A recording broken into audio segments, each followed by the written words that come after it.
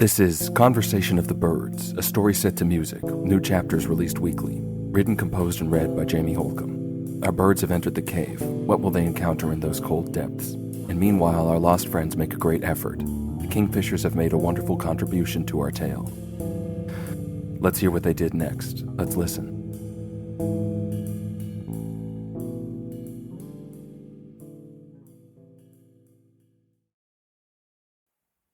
So it was in that way that the dove took flight once more.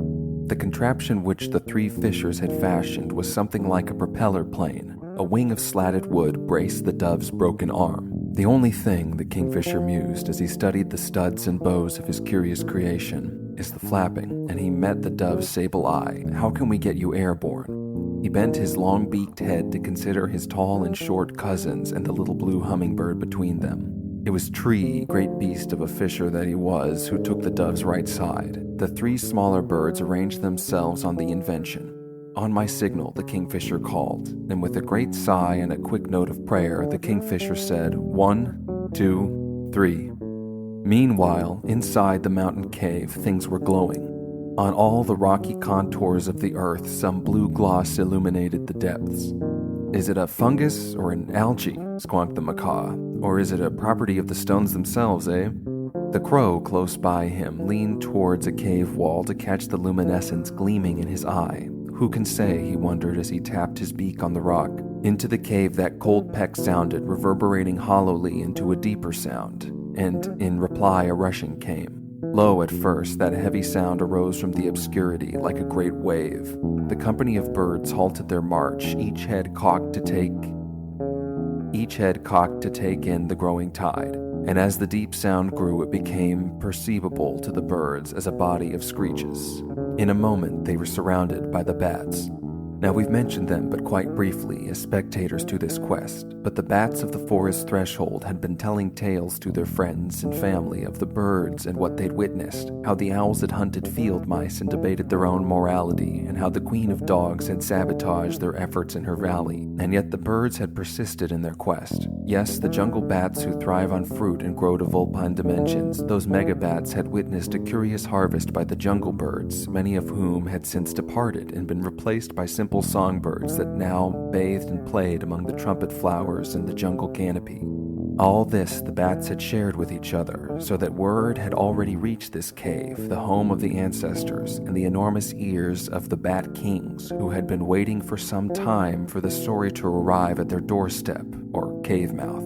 They were quite prepared, those Vestal Vespertilians, to receive the company of birds, and they had some questions of their own about the nature of this quest. Of all this the bats informed them, and in one grand procession the 100 or more rodents led the birds deeper into the subterranean world, to the hall of the three bat kings. It was an enormous space, sculpted like an ear, and dripping waxy secretions, sediments and minerals depended and erupted in conic structures all throughout those nooks and roosts of stone. A waterfall trickled, like coins blinking in a pool, and emerald everywhere that green world glowed. In the heart of this chamber there stood at even distances 3 pillars that had been sculpted by the centuries into colossal thrones, and atop each of these noble structures there perched a single bat. Beside the hubbah at the head of the procession, one bronze-sheened herald chirped out in the rapid clicks of bat tongue, presenting sirs the birds. The herald turned to the hubbah, the ibis, vulture, and crow close beside him, and that bronze bat said, presenting birds the sirs. With one great bound, the herald took flight, and all the bats surrounding followed, rustling and screeching into a cloud of terrible shadows. In a moment, all the bats had arranged themselves in the various roosts and hollows, depending from stalactites huddling on stalagmites, to watch the conversation of the birds on the cave floor, with the 3 bat kings sitting loftily atop their ancient thrones. The birds could now see, with their eyes adjusting to the green glow of the chamber, that these pillars were of varying heights. The leftmost throne was shortest, and the Bat King was easy for them to spot. Pudgy and black, a grizzly beard outlined his snub-nosed mug as he crawled over the edge of his pillar to consider the birds. I am called High King, said the bat, and he smiled vicious little teeth. He clung to the side of his pillar and scrabbled in a circle so that his head now pointed to the right towards the other 2 pillars. On the furthest right throne, that gray bat in purple dressage is my elder brother. He is called Highest King.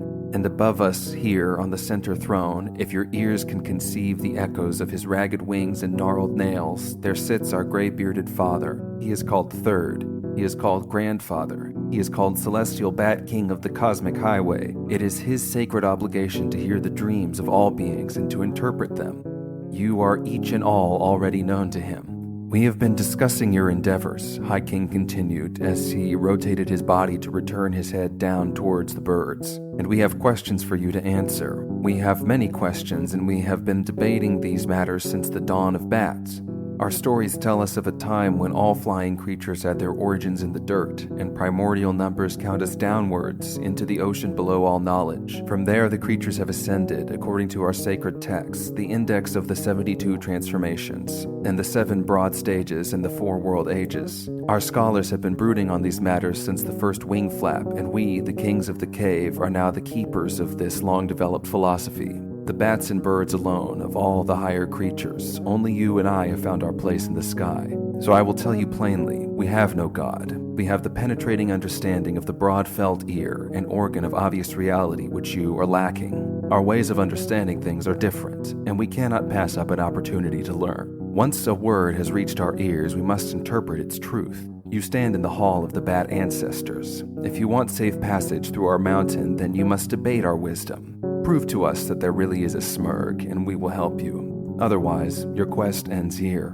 You know, we could just eat you, croaked the vulture. A metallic snap rung out as the heron scraped his razor beak across a tender stone. The kite squealed, and in a storm of chirps, the bats broke into horrible laughter. High King spoke through a devilish grin. These underground pathways are an unending labyrinth. What tunnel will lead you to an exit? What curve will bend into an airless cell? You are in the Bats' kingdom now, my friends. You will speak when spoken to. He narrowed his jasper eyes on the pink leader at the head of the body of birds. Tell me, said High King, why this road? Why does this tunnel lead to the abode of your Phoenix Lord? Perhaps, said the Hoopa, it would be best if we just show you. He turned to the ibis at his side, and the Hoopa said to that sagacious pathfinder, You're up. The waiting bird of the ancient Nile stepped forward. He stretched his neck, ruffled his feathers, and shook. Raising one mighty wing, the ibis turned to present his sacred profile to the 3 bat kings, and he began his explanation.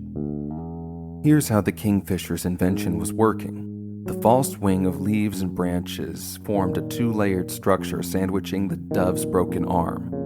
Her broad, dawn-hued feathers outspread could still function in stabilizing her course, guarded by the skirt of pine. The wind fed through the layered wing, across the feathers, false and true, and the triple wing of ingenuity incarnate could bob like a fishing lure does in a pond because of the volume of air within the body. It was the displacement of the air into the invention's interior that granted it the ability to glide. Once they'd made their fateful leap, the birds had pushed, 4 as 1, to send the dove in a mad arc. Downward they'd shot, and outward they'd pushed, so that into that cold, thick air of antediluvian nature they had cast the dove. Like boys in the back of a schoolroom will fly their folded papers to slice and weave or crash and crumple. And indeed, paper is another form of wood. That wooden wing that braced the dove, as calculated by the kingfisher's Corvid algebra, it caught the air, fed through its form, inside itself, and over the angled edge that capped the lid, under and against the sharpness of its hydrofoil or aerofoil underneath. All the birds worked in sync to cast the dove freely, gliding into gray space, and the 4 boys, 3 fishers and the hummingbird, went buzzing and swooping after her.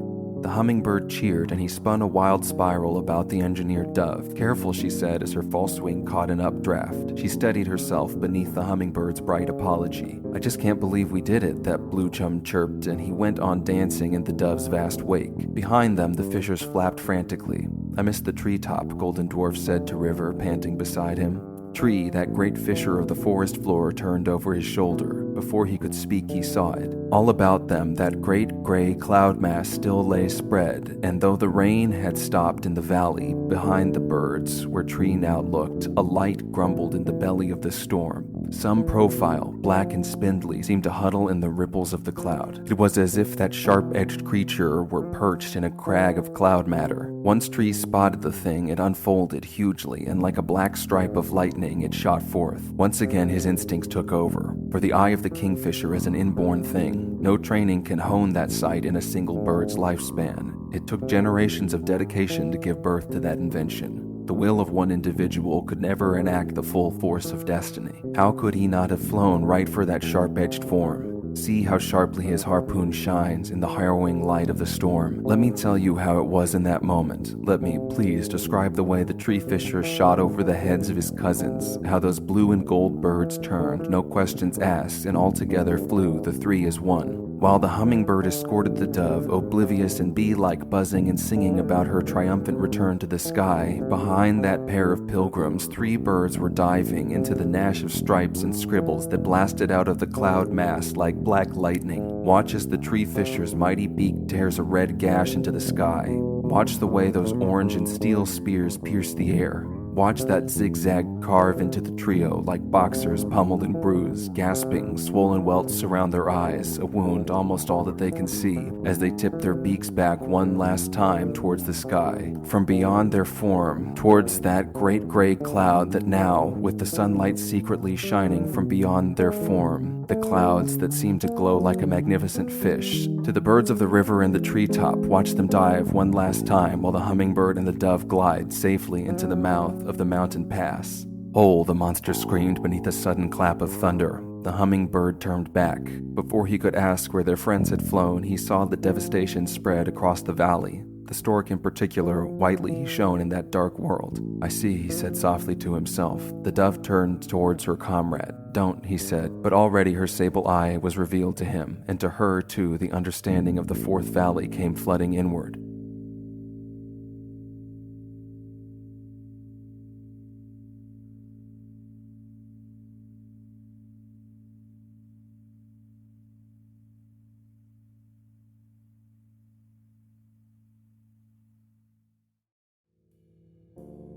This has been Conversation of the Birds, a story set to music, written, composed, and read by Jamie Holcomb, produced by Supermoon. And this concludes Volume 1 of Conversation of the Birds. The story will continue later this year. Until then, please check out more from Supermoon. Visit us on TikTok or at our website, gosupermoon.com. That's GOSUPERMOON.com. We will have the text version of Conversation of the Birds Volume 1 available to download, as well as a couple more new things. Thank you for being a part of the adventure. The quest continues soon. Volume 2, later this year.